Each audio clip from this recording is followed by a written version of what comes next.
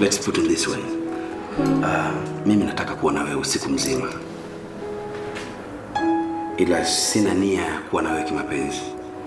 Japo kuna jambo moja ambalo limenivutia. Jambo gani hilo? Wewe ni msichana mzuri. Hakika nimevutiwa na uzuri wako, umbo lako.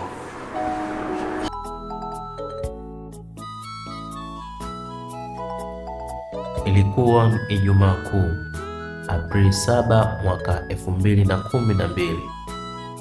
Usiku ule wa kuamkia Jumamosi, giza alikuingia tu kawaida. Ilibeba mshtuko uliotutisha. Siku ambayo tasnia yetu ilipoteza nguzo na kuacha majeraha yasiyofutika. Mchana wake ulianza kwa amani tele hapa Dar es Salaam. Mitaa Kariakoo ikiwa na pilika za kusaka riziki, huku kila mtu akiwa hana habari na atakayojiri usiku. Lakini asiyekuwepo na lake halipo, na mcheza kwao utunga. Kumbe safari ya mfalme wetu ilikuwa imewadia. Ilipofika mida ya usiku wa manane, upepo ulibadilika na uvumi ukaanza kusambaa chini kwa chini kama moto wa kifuu unaounguza kwa ndani. Umesikia habari za Kanumba? Wanasema amekata kamba, amekimbizwa Muhimbili. Zamani zile mitandao haikuwa na kasi kama hivi leo, na asiyekubali kushindwa si mshindani. Lakini usiku ule kila mtu alitawaliwa na kiwewe. Hakukuwa na Instagram wala TikTok ya kutoa habari za uhakika. Habari zilisambaa kwa simu na zilishtukizwa, zilizokata vitovu vya nyoyo. Kila aliyepigiwa simu alihisi dunia imemuia tundu la sindano. Watu wakawasha redio, wengine wakakesha mbele ya TV wa kusali, wakiomba iwe ndoto tu. Lakini kifo hakina hodi, na kilio huanza mfiwa. Alfajiri ya Jumamosi, daktari mkuu wa Muhimbili alipofungua kinywa na kutupa ukweli wa msiba, nchi nzima ilisema kwa mshtuko. Steven Charles Kanumba ameweka silaha chini, ya maana kwamba mpendwa wetu hatunaye amefariki dunia. Asubuhi ile jiji zima lilizima, na kila mtu alikuwa anajishika kidole mdomoni kwenye daladala, vilio kwenye vijio vya kahawa, majonzi. Mti mkuu umeanguka, ndege waliojificha humo wametawanyika. Hakuna aliyetaka kuamini kuwa The Great, kijana aliyetoka juzi tu kuipeperusha bendera yetu huko nchini Nigeria, amezima ghafla, tena akiwa katika umri wa miaka 28 tu. Basi siku ya kuaga mwili wake pale Leaders Dar es Salaam ilisimama kufa kufaana.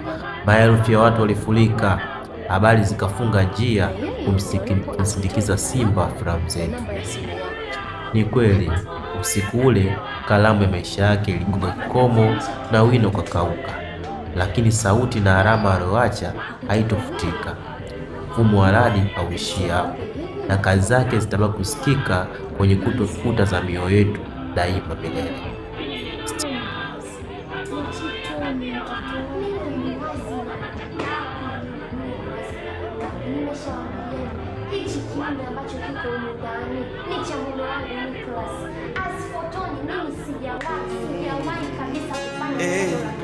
Nitayainua macho yangu nitazame milima, msaada wangu Baba utatoka wapi? Msaada wangu katika Bwana mbinguni na nchini zake.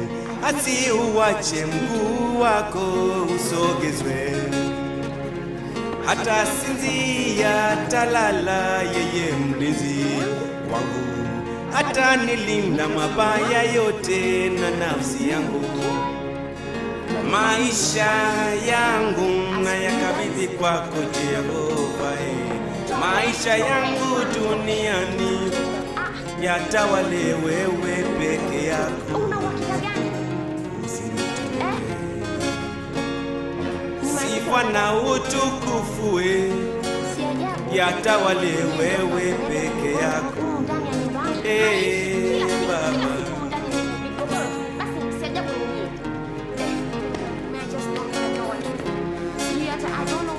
nitayainua macho yangu nitazame milima. Msaada wangu Baba utatoka wapi? Msaada wangu katika Bwana mbingu na nchini zake. Asiuache mguu wako usogezwe, atasinzia atalala, yeye mlinzi wangu atanilinda mabaya yote na nafsi yangu.